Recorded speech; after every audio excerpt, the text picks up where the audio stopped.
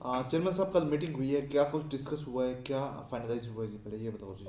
कल बजट को लेकर के हाउस की मीटिंग थी, जिसके अंदर सभी पार्षद वहाँ पहुँचे थे। थोड़ी सी कन्फ्यूजिंग ये थी कि एक दिन में दो मीटिंग रखी गई थी।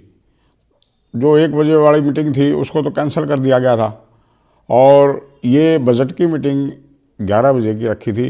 लेकिन उसमें कई कन्फ्यूजिंग की वजह से हमारे पार्षद लेट आए, और जो शहर के हित का बजट था उस बजट को सभी पक्ष विपक्ष के पार्षदों ने सर्वसम्मति से ध्वनि मत से पारित किया।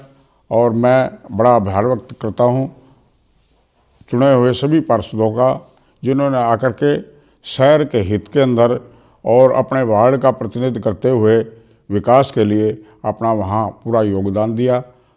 बहुत बहुत उनका धन्यवाद। तो कितना बजट पास हुआ? उस बजट से क्या कुछ काम होंगे शहर के? पिछले वर्ष का जो बजट था वो 96 करोड़ का था। अब की बार हमने 128 करोड़ का बजट पास किया है, जिसमें बढ़ा करके बजट हमने पास किया है। तो क्या कुछ काम आपको लगता है हो जाएंगे 128 करोड़ से? क्या कुछ विकास कार्य हो जाएंगे सिरसा में? विकास कार्य चल रहे हैं, और हमारे पास पहले भी पैसा रखा है। 100 के लगभग हमने टेंडर किए हुए हैं, और जिनमें काम प्रोग्रेस पे भी है और चल रहे हैं। और अभी भी हमने हर वार्ड के एमसी को और हमारे जितने भी जेई हैं 10-10 वार्ड जिनके पास है, उनसे बाकायदा सभी के लिए विकास के रास्ते खोले हुए हैं।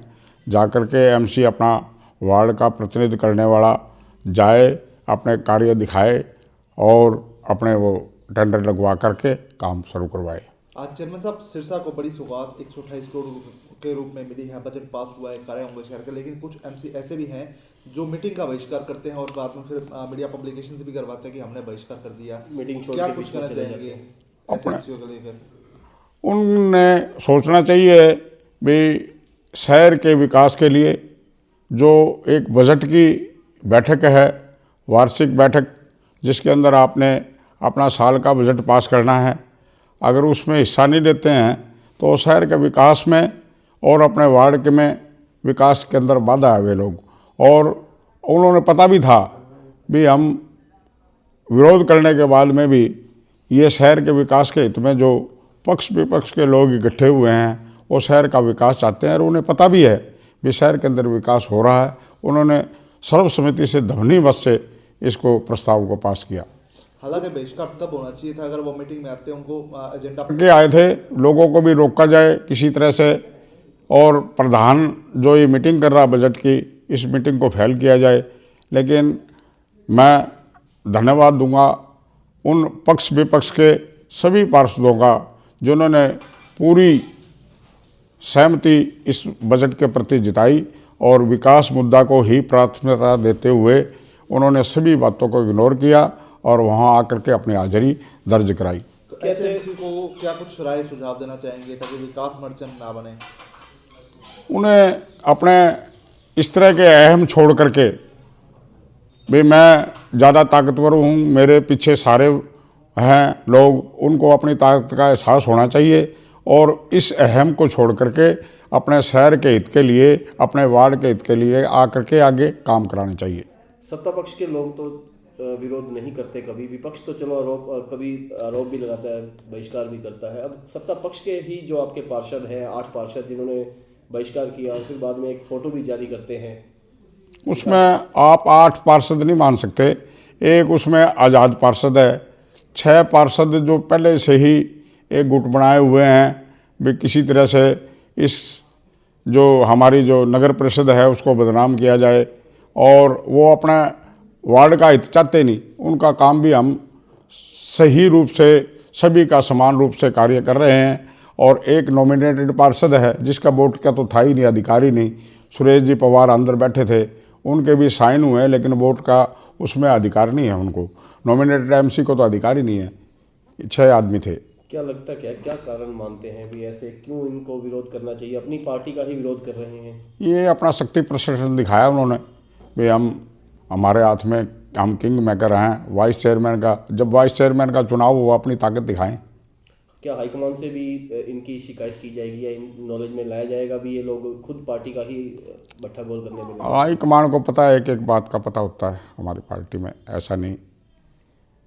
आगे फिर क्या रहने वाला है? इन पार्षदों के वार्डों के काम जैसे समान विकास चलता आ रहा है, कि इनका भी जारी रहेगा आगे? इनके वार्डों के काम ना पहले रोके थे ना अब रोके जाएंगे, क्योंकि मैं नगर परिषद सरसा के अंदर सर्वसम्मति जैसा ही मेरा चुनाव था, क्योंकि 1,60,000 वोट में से 90,000 जो वोट पोल हुए, भारी बहुमत से 12,380 वोट से जीत के आया हूँ। हर वार्ड से जीता हूँ मैं। कितने ऐसे वार्ड है जिसमें हमारा एमसी नहीं जीता, लेकिन मैं वहाँ जीता हूँ। तो ये मैंने तो सारा शहर का विकास करना, पक्ष विपक्ष देखना नहीं है। सभी पार्टियों को जाति विरोध, क्षेत्रवाद से हट करके जो हमारी पार्टी का मुद्दा, भारतीय जनता पार्टी का और हमारा एनडीए का गठबंधन का जो मुद्दा है, सभी जो पार्षद हमारे कमल के फूल के जीत के आए हैं, सभी का एक समान विकास होगा, सारा शहर का विकास होगा। जहां हमारा पार्षद नहीं है वहां का भी विकास होगा। हम पूरा संयुक्त रूप से सारा शहर के विकास करेंगे। और आने वाली एक और मीटिंग है हमारी 16 के अंदर, उसके अंदर हम जिनके कार्य रह गए हैं उनके भी कार्य लेकर के पास करेंगे। और सभी को अपने अपने वार्ड के जो प्रतिनिधि है, एमसी हैं, उनको जेई से स्पेशल मीटिंग करके एमई के माध्यम से उनको कह दिया गया अभी अपने अपने विकास के कार्य लेकर के आए और अपने टेंडर चेक करें, कितने टेंडर हो गए हैं, कितने टेंडर हमारे बाकी हैं।